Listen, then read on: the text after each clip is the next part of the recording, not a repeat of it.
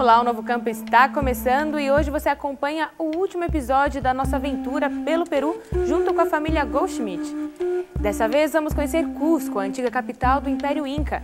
Também vamos visitar o Vale Sagrado e ainda o lugar mais procurado pelos turistas, as ruínas de Machu Picchu. Então fique ligado que o Novo Campo está no ar.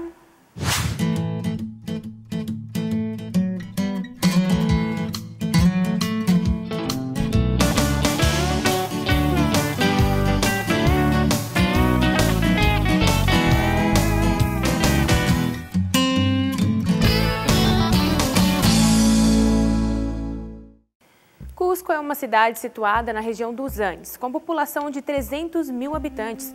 É a capital do departamento de Cusco e da província de Cusco. Em 1950, um terremoto sacudiu a cidade, causando a destruição de mais de um terço de todos os seus edifícios. A cidade começou a construir-se com um foco importante no turismo e começou a receber um número maior de visitantes. Desde os anos 90, a atividade turística tomou um especial papel na economia da cidade, com a consequente ampliação de atividades hoteleiras. Atualmente, Cusco é um dos principais destinos turísticos do Peru. Seu clima é geralmente seco e temperado, tem duas estações definidas. Uma seca entre abril e outubro e outra chuvosa, de novembro a março. Essa é a cidade que você conhece a partir de agora. Nossa viagem de Puno até Cusco atravessou o altiplano peruano. Um grande planalto formado pela ação dos vulcões, com montanhas que chegam até 6.000 metros de altura. Durante o percurso, fizemos várias paradas. Uma delas foi na pequena vila de Pucará, nome dado à antiga civilização que há mais de 2.000 anos ocupava esse lugar. Seu legado pode ser visto em um museu ao lado da praça principal.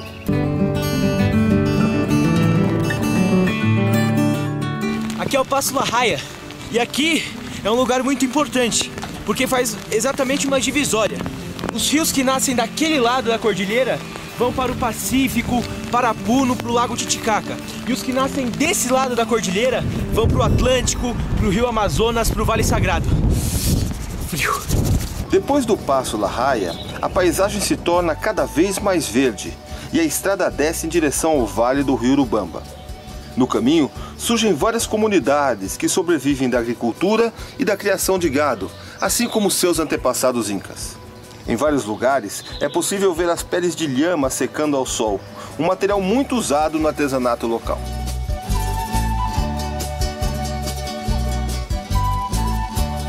Os incas usavam esse tipo de arquitetura para fazer as suas plantações.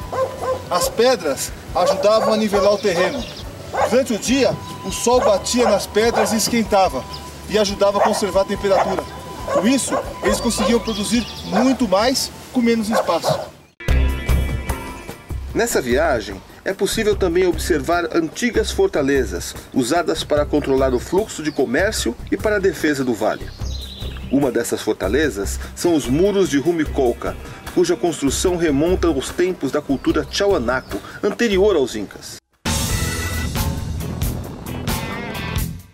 Outro impressionante monumento são as ruínas do templo de Viracocha, numa pequena vila chamada Hachi. Nesse templo, com quase 100 metros de comprimento e paredes muito altas, venerava-se o deus Viracocha, o ser todo-poderoso da cultura inca, criador dos céus e da terra.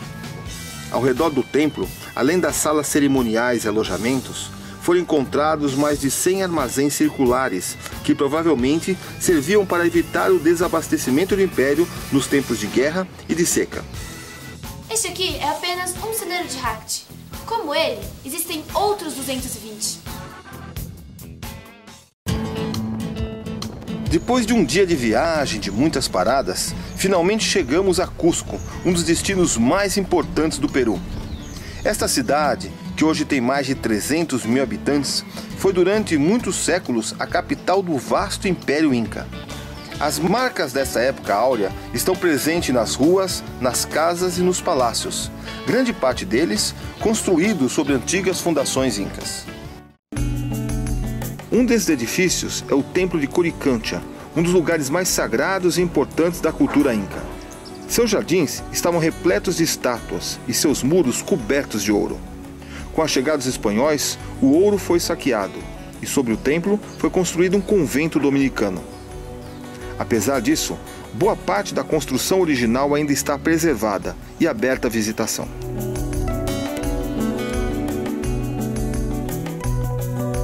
Esse é o muro Inca. E como vocês podem ver, o encaixe entre as pedras é perfeito. Não existe nenhum tipo de cimento. Ele também é muito resistente. Para vocês terem uma ideia, ele tem mais de 600 anos. E o segredo está aqui. Cada uma das pedras tinha encaixe dentro delas, que era preenchida ou por outras pedras ou por bronze. E outra razão para a durabilidade dessa parede é que os incas construíram ela inclinada para resistir aos terremotos.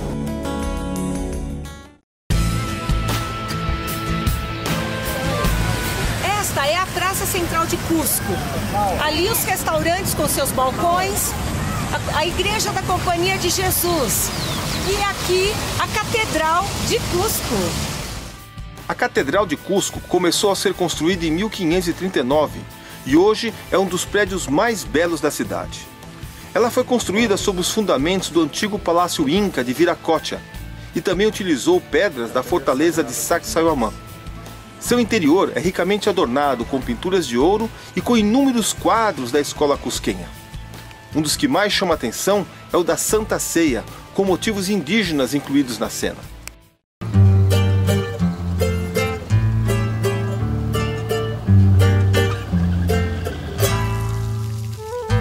Esse é o Monastério de São Antônio, que hoje foi transformado em hotel, o mais luxuoso de Cusco.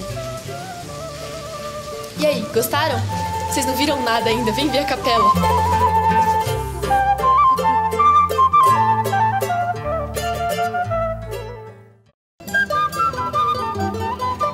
Atrás da Catedral de Cusco, encontramos o bairro de San Blas. Ele é o reduto para centenas de artesãos e pintores que ocupam suas ruas e prédios antigos. É o lugar ideal para se conhecer a alma cusquenha e se deliciar em um dos seus inúmeros cafés, escondidos entre as ruas estreitas e acidentadas. Essa aqui é uma das pedras mais famosas de Cusco, porque ela tem 12 ângulos. Conta comigo. 1, 2, 3, 4, 5, 6, 7, 8, 9, 10, 11, 12. Perto de San Blas, você poderá visitar o Museu Inca, um dos melhores museus da cidade. Ali, você poderá conhecer um pouco melhor essa fantástica civilização que influenciou toda a América do Sul.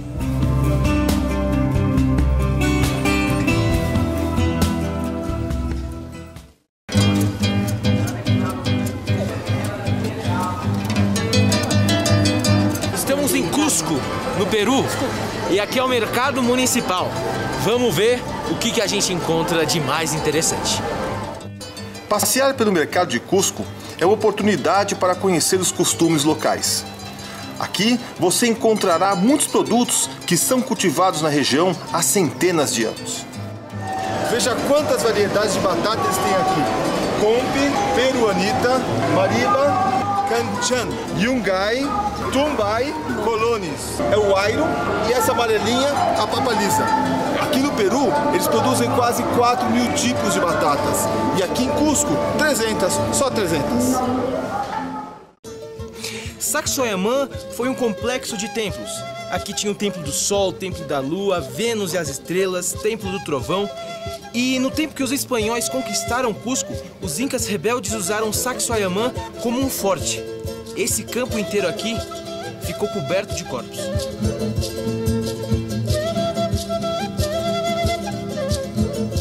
A cidade de Cusco, no tempo Inca, tinha o formato do puma, que faz parte da trilogia Inca, que é composta pelo côndor, o puma e a serpente. O puma simbolizava a força, a terra, e a cidade foi construída nessa forma. A Avenida do Sol simboliza a cauda do puma. O templo de Coricancha simboliza as partes genitais.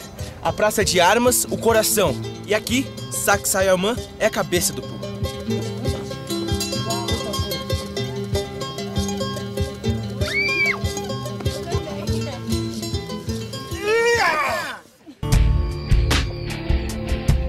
A cerca de 1 hora de Cusco, existem 2 importantes sítios arqueológicos.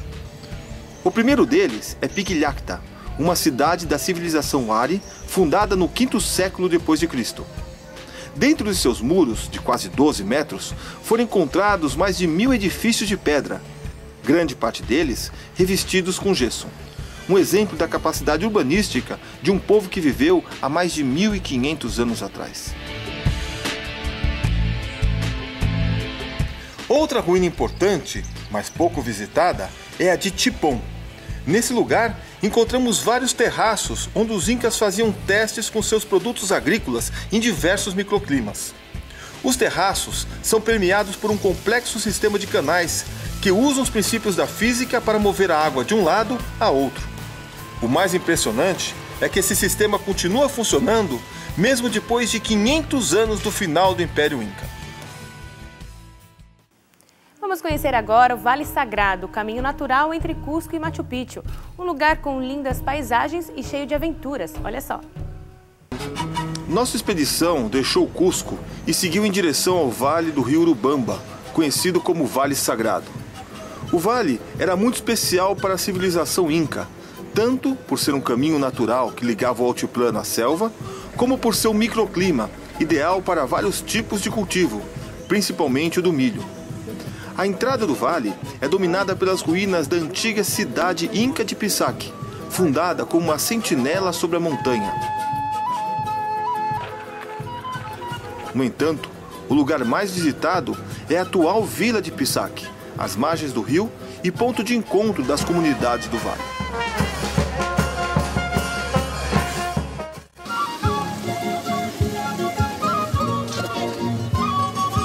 Esta é a Feira de Pisac, uma das mais importantes do Vale Sagrado.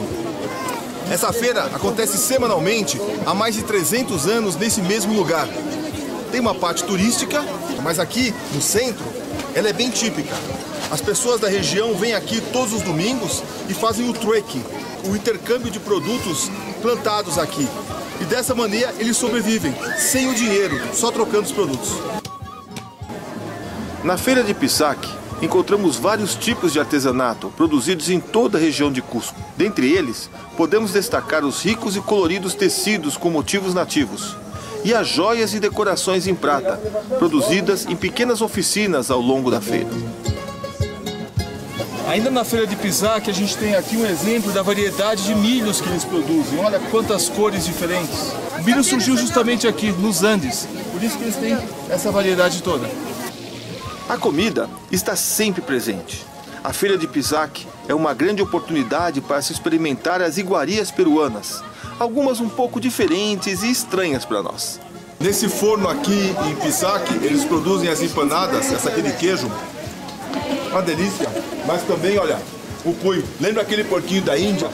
Olha aqui como ele fica quando fica assado. Isso é uma iguaria aqui. É o prato melhor que você pode servir para uma pessoa aqui no Vale Sagrado. A feira acontece todos os dias, mas é aos domingos que ela alcança seu maior tamanho. Também é nesse dia que os representantes das comunidades de Pisac se reúnem para assistir à missa e depois seguem em procissão até o teatro. Ali, eles discutem os problemas da comunidade e resolvem conflitos. Tudo em Quechua, a língua dos incas.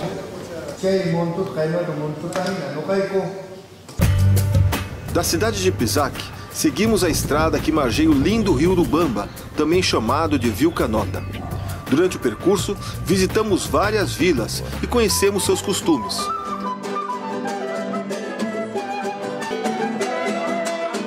Tivemos contato com vários animais típicos da região. No caso dessa lhama, ela queria um contato próximo demais para o nosso gosto. Opa! Sai sem morder! Tchau! Tchau! Carinho. Quando você estiver no Vale Sagrado e observar um lugar que tem uma vara de bambu na frente e um plástico vermelho, isso quer dizer que é uma chicheria, um lugar onde se vende a chicha, a bebida tradicional feita a partir do milho. Ela tem um teor alcoólico baixo, aproximadamente 2 graus, mas eles bebem uma quantidade razoável, como vocês podem ver. Esse é um copo normal. Além disso, você vai encontrar aqui no Vale Sagrado esse jogo, que é o jogo do sapo. O objetivo é jogar essas fichas aqui dentro da boca do sapo. Consegui!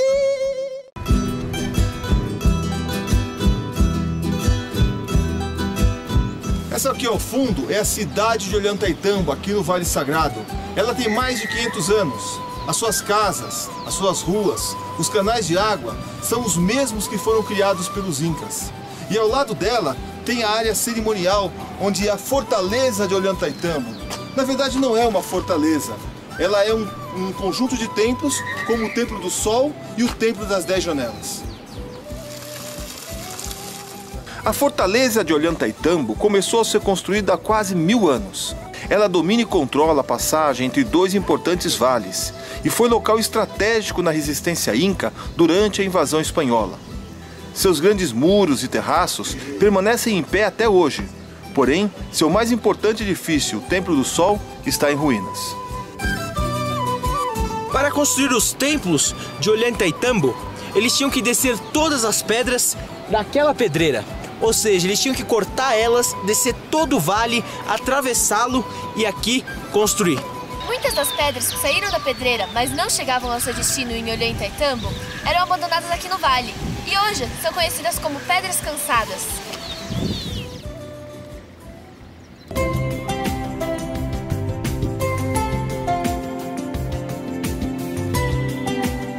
A 3.500 metros de altitude estão as ruínas de Morai.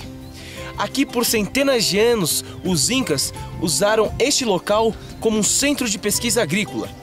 Eles aqui podiam avaliar a planta que crescia melhor em determinada época do ano, altitude e temperatura. Outro lugar importante do vale são as minas de Mars, de onde o sal é extraído há mais de 800 anos. Nesse vale íngreme, foram construídas mais de 5.000 piscinas, onde o sal é coletado pelo processo de evaporação. Esse é o córrego que abastece as minas de Maras. Essa água tem 69% de cloreto de sódio. Até as pedras que nós tiramos dali são cobertas de sal. Veja bem. Para alimentar tantas piscinas, eles fizeram um sistema de canais que pode ser aberto e fechado.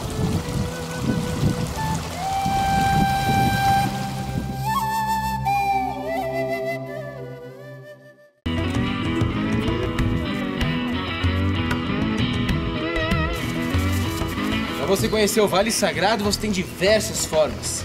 Uma delas é a cavalo. Ou então de bicicleta, vamos?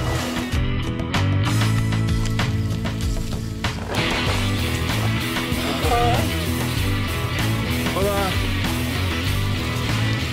William, Davi e Raul vão nos levar por um passeio santo pelo Vale Sagrado.